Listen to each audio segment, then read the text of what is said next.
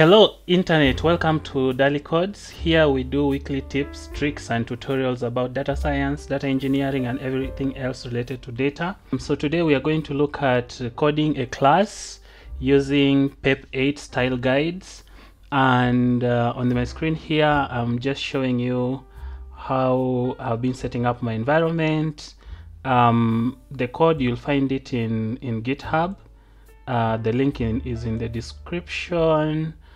Then I'm using a Python environment. I'm going to use the Python 3.10.0, and the dependencies for this is JupyterLab, because I'm going to be coding in JupyterLab, and pandas, because I think I may need to use NumPy or pandas for a while. And this installs. I've activated my environment, and then I'm going to launch JupyterLab. So from there we're going to see what pep8 is. Then I'm going to try to code using pep8, and then we shall discuss the advantages and disadvantages of using pep8, and why you should not fully focus on pep8, or why you should focus on pep8. So let me launch a file here, and okay, so we are going to define a class, and then we are going to see how we can code a class using pep8. There is a data set that I have downloaded from Kaggle, and we're going to use it since we are data scientists, and we see how we can code using pep8. So pep8 or pep8 is a style guide for Python, just like any other style guide that you have seen as a software engineer, as a graphics designer, where you are following a particular kind of theme. Pep8 is for coding, and it's good for developers to follow a kind of consistency that will help the people who collaborate on a project to have code that is easily understandable, easily readable, because mostly code is more of read code is more of read than written. So mostly people read code than writing code itself, and it's easier for people to follow a particular way of coding, so that other people in the team who are collaborating can read the code, and then can understand the logic what is in, without further stressing. So the PEP style guide, it can be found in pep. You can reach it under pep8.org. There is a documentation for it, and you can read through. I've gone through. There is a way of indentation. Then there is a way you can using tabs and spaces, maximum length for a line, when you should break a line, and so forth. And so you can visit pep8.org. I'm not going to take you through all this, but what I want to do is to have an experience, show you an experience of coding in Python, more so as a data scientist, using pep8 style guide. So I've said that I have data, so let me begin. We remember that we've installed pandas, so I'm going to import pandas as PD. I'm going to import NumPy. I saw a particular meme somewhere where somebody imported pandas as NP, and then NumPy as, I think I can do that here as NP. Yeah, then the data that we are going to use, that I downloaded, is going to be here. Read CSV, and it's called what was the name? It was World Cities. Yeah, we are going to to write a class that will help us find the distance from where I am now. I am in Kampala to those cities. So yeah, we're going to see how to do that while following PEP style guide. So this data is huge. I'm going to say just tell pandas that the low memory should be false. Memory equals to false.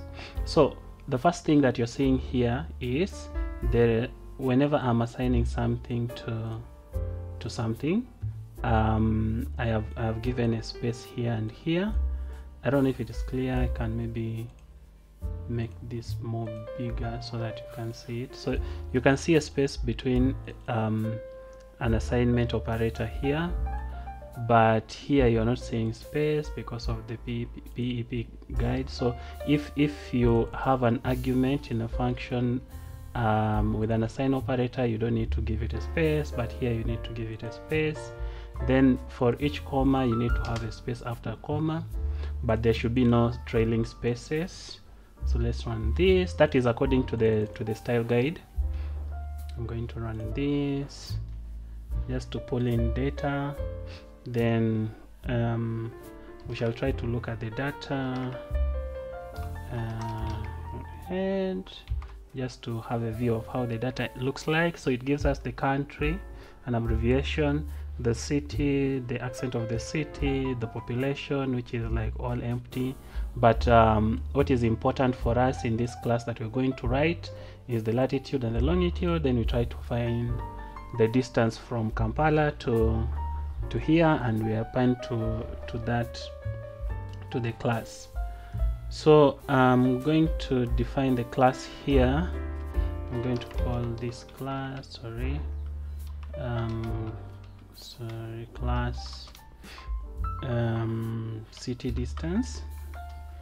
City distance. I hope that noise in the background you are not hearing it. City distance. Then we are going to have a constructor. So init and then constructor text self, then reference point. So the reference point here will be the coordinates for Kampala, and then since we are working with a data frame and we'll be passing a data frame here, we need to tell the data frame the columns that we are going to work with as the longitude and the latitude. So I'm going to pass the columns here. Then we shall have this as our variables. So the reference longitude. So you'll find that some of these lines will not follow the style guide, more so the one that limits the number of characters per line, because the reason why for the line width I don't follow the PEP style guide. If you look here, I think somewhere here in the documentation, code layout, space maximum, they want 79 characters, but for you to do 79 characters you may want to have maybe your variable short. But the problem with if your variable are short, if I just say that self.l as the longitude, someone may not understand what the variable is about, and that will not serve the purpose of the PEP style guide, because it is for readability. So for that I continue with my reference longitude, and it should be the reference point.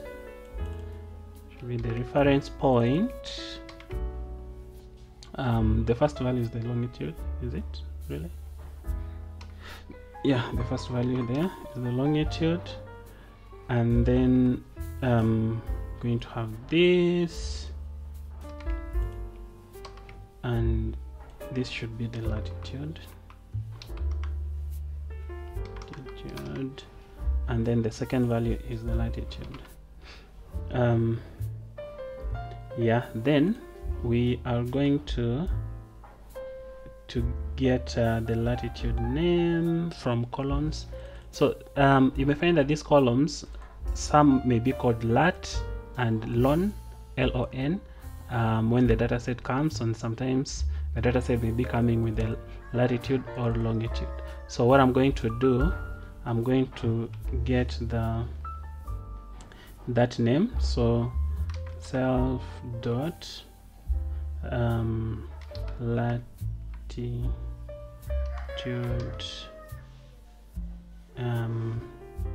column name should be equal to, so I'm going to have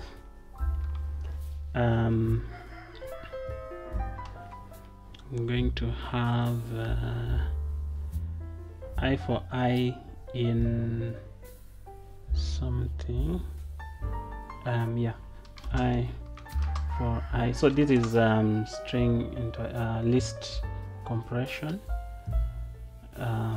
just to get the column name for latitude in columns. For I in columns, if I dot lower, so that we are working with the lowercase, and then we get the first 3 characters is equal to lat. So we shall have the latitude, and if there are many columns, we pick the first one. Yeah, so the same for the longitude. I'm going to copy this and then I paste it, and then I'm going to call it longitude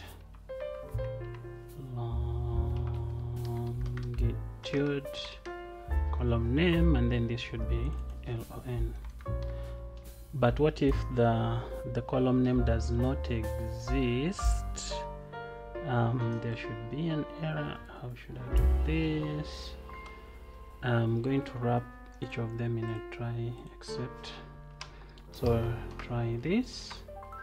If it fails, except if it fails, we raise an exception. Raise exception, and the exception should be an error string. And the same as for the second one. Try, then try that. This should be inside the block, then accept this.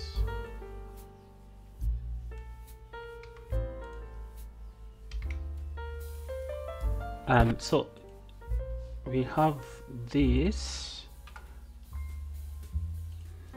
So when we back a bit, according to pep8, there should be 2 spaces before a class, and then there should be 1 space before a function, and you can give the logical blocks spaces, and if lines, and if a line should not be having spaces.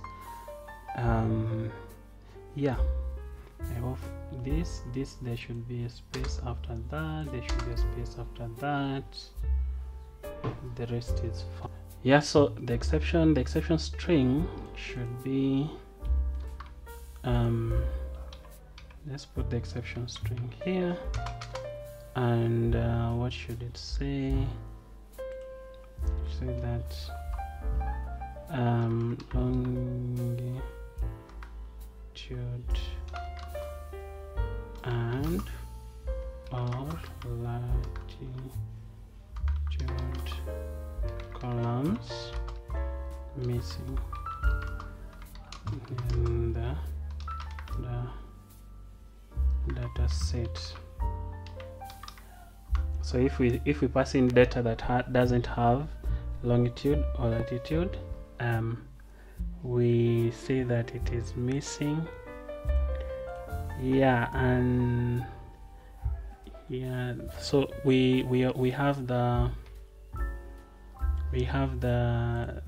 constructor class. We're going to now define the get distance class. Get distance. The get distance class will take self and will take the data frame. Remember that this needs to be given. There should be a space after a comma according to pep. Then you've seen the space that I've given it here. Between the two functions there should be one space here.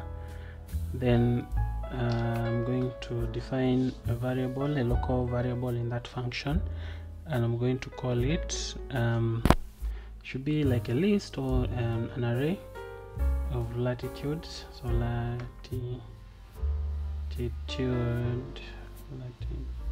latitude values, and the latitude value should be that data frame. We pick the self.latitude, column name, this,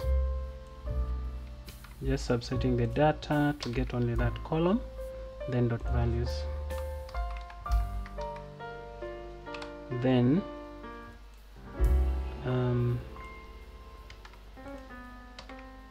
the longitude values,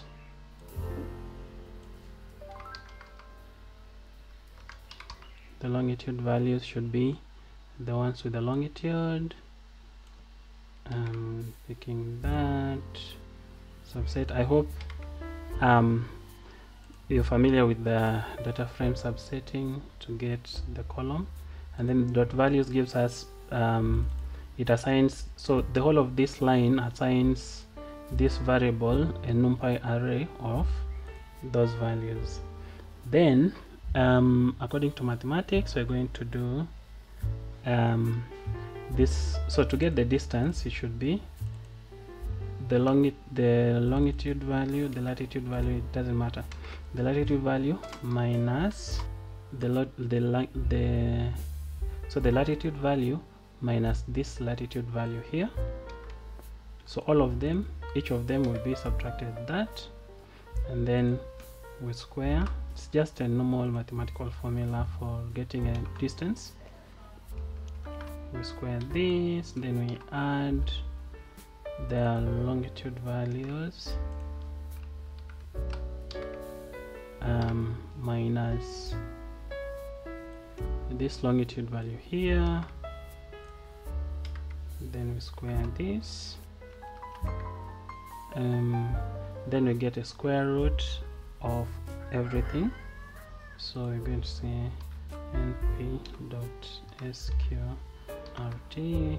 open bracket here and close bracket here. So this is the distance, sorry, this is the distance. Yeah, so but this looks like the distance that covers goes through the middle of the sphere, because the earth is spherical. So there is a constant, there is a way you can calculate this, but it will take us a lot of time. So what I'm going to do, I'm going to use a conversion constant for each of the distances. They're all in degrees. I'm going to convert them to kilometers. So I can say conversion constant should be equal to 111. So this conversion constant, I'm going to use it here to convert this. So times conversion constant, and also this. I think both of them I can wrap them by a conversion constant, then square them. So I'm going to wrap this like that, then I multiply by conversion constant, the same as this. I'm going to wrap them like this up to here, close, then I multiply by conversion constant. So you see this line is long. I don't need to follow the other rule of 72 characters, but it's reasonable if here I can break that line where at the addition sign. Then I have this as my distance, and I'm going to call it how should I call it, distances, because there are so many. So distances, distances should be that. So according to PEP, there are things that I have not shown you. If we have a variable that is global, it needs to be named as all uppercase. Then classes have this camel casing. Then for the variables, you need to name them with lowercase separated by underscore. For this camel casing, you see each word is separated by an uppercase letter. Then for global variables, they are all uppercase. That is recommendation for PEP. Then also for line breaking, I cannot just leave it here like this. It needs to be indented to show that it is within these functions. So I'm going to try to indent it like that so that it shows that it is within this function. Yeah, so I'm going to return the distances, turn the distances, and that's pretty much it. So I'm going to run this. I have my cell. I hope I've not missed anything. Yeah, and it is kind of readable. Then let's try it out. Where's compiler? So compiler coordinate is I don't know. I've been thinking like as if I know. And then I'm going to have my array of columns. We are going to Google the compiler coordinates to see latitude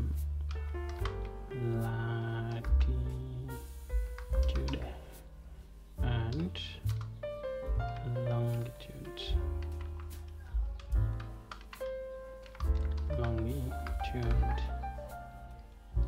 Then we are going to call this distance here, and I'm going to say distance from compiler, distance from compiler to your city is going to be that. And what are we passing in this? A reference point, which is compiler. So I'm going to pass compiler coordinate here, and then what else am I going to pass? The columns are this. The columns are calls. So according to PEP, we need also to have. So this is not according to PEP. This is according to me. I think that it's good. Sorry, to have this showing what we are pointing towards, and then the columns are this. Yeah, so that's pretty much it. What are compiler coordinates? Coordinates. Yeah, so it is 0.3476.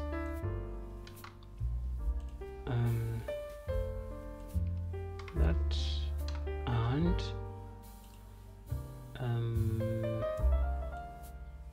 this and this PEP. Let's run that. Calls is not defined. It's supposed to be call, and that's done. So we can do add that to our data set, and I'm going to call it the same variable name. So the column name is that, and